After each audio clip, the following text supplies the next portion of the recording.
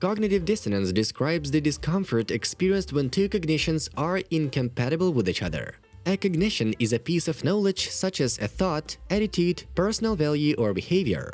This incompatibility could happen when you do something that goes against a value that is important to you, or maybe you learn a new piece of information that disagrees with a long-standing belief or opinion.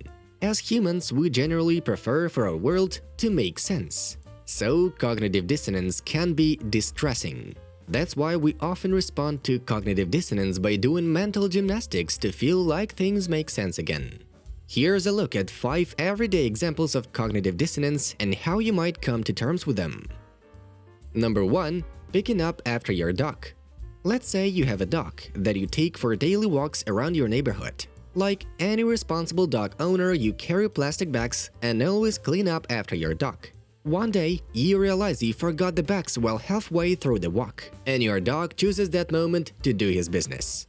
You take a quick look along the street. No one's around, so you call your dog and hustle away.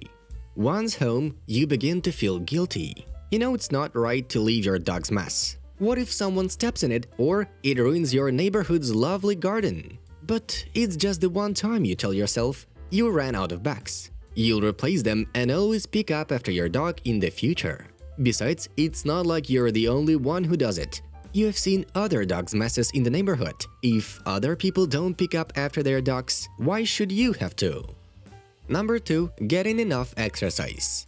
Chances are you value your health. You make a conscious effort to choose nutritious food, try to avoid processed foods and soda, and shoot for 8 hours of sleep every night. But you spend most of your day sitting at your desk. You tell yourself it's okay since you're taking care of your health in other ways. You still feel guilty though because you know it's important to be active. You even joined a gym a while back, but you never go. Every time you see the membership tag on your keychain, it reminds you of that pesky truth that exercise is a part of a healthy lifestyle. Finally, you decide to go to the gym. You start going to bed earlier and get up with enough time to work out. It's hard at first, but instead of feeling guilty when you see the gym keychain, you feel proud of yourself. Number 3. Moving for love. You and your partner live in a large city. You love city life and can't imagine living anywhere else. One day, your partner comes home from work with some news. They've received a promotion in a small town 4 hours away. You'll have to move. You feel unhappy. You don't want to move, but your partner is excited about the promotion and you want them to be happy. Little by little, you begin to consider the pros of living in a small town. You even read some articles on small town living. Small towns are safer, you think. There won't be city traffic. The cost of living will be lower. You might even be able to get around town without having a car. Finally, you remind yourself that 4 hours isn't so far after all. You'll be able to visit your friends and family often. Number 4. Being productive at work. At work, you have a fairly private cubicle. Your computer use is not monitored, and you often find yourself browsing the internet or even catching up on TV shows instead of working. Sure, you eventually get your work done, but you know you could be doing more. You might feel guilty knowing you'd be in trouble if anyone found out. But whenever you get bored, you find yourself online again. You read an article about workplace productivity that says people are more productive when they work in short bursts and take frequent breaks. I'm just increasing my productivity, you tell yourself. After all, you rarely take time off. And when you do work, you work hard. You should get to relax too. Number 5. Eating meat. You consider yourself an animal lover. You've always had pets and whenever possible purchase products that are not tested on animals. But you also enjoy eating meat, though you know some animals are kept in inhumane conditions before being butchered. You feel guilty but can't afford to buy meat from pasture-raised or grass-fed animals. And a meat-free diet isn't realistic for you.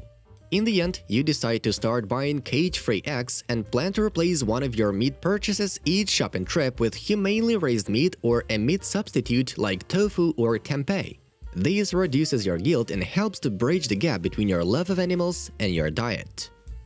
Cognitive dissonance isn't necessarily a bad thing. In fact, it can prompt you to take positive changes when you realize your beliefs and actions are at odds. It can be problematic if it leads you to justify or rationalize behaviors that could be harmful, or maybe you get caught up in trying to rationalize the dissonance to the point of stressing yourself out. The next time you find yourself in a moment of cognitive dissonance, take a moment to ask yourself a few questions. What are the two cognitions that are not fitting together? What actions would I need to take to eliminate the dissonance? Do I need to change any specific behaviors, or do I need to change a mindset or belief? How important is it for me to resolve the dissonance? Simply being aware of how your thoughts and actions fit together can help you develop greater understanding of what's important to you, even if you don't completely eliminate the dissonance. Thanks for watching. If you enjoyed this video, be sure to subscribe so you don't miss fresh content.